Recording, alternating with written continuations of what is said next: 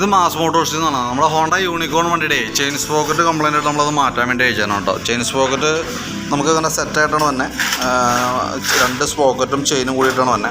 പിന്നെ അതേപോലെ തന്നെ നമുക്ക് ബാക്കിൽ വീല് ആ സ്പോക്കറ്റിൻ്റെ ലിങ്കുമായിട്ട് കണക്റ്റ് ആവുന്നതിൻ്റെ ഇടയിൽ വേണ്ട റബ്ബറാണത്, ഡാംബർ റബ്ബർ എന്ന് പറയാം.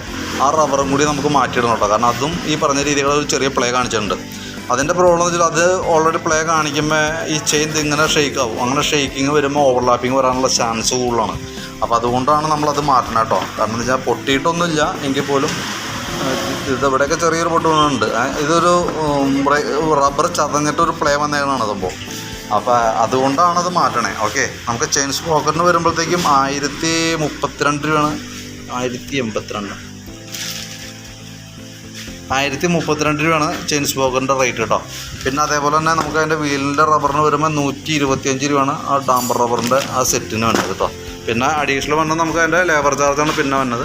അപ്പോൾ ഞാൻ അതടക്കമുള്ളൊരു എസ്റ്റിമേറ്റ്, ലേബറും ഈ പാർട്സ് അടക്കമുള്ളൊരു എസ്റ്റിമേറ്റ് നോക്കിയിട്ട് അതിൻ്റെ ഡീറ്റെയിൽസ് ഒന്ന് വാട്സാപ്പിലേക്ക് സെൻഡ് ചെയ്തേക്കാം കേട്ടോ.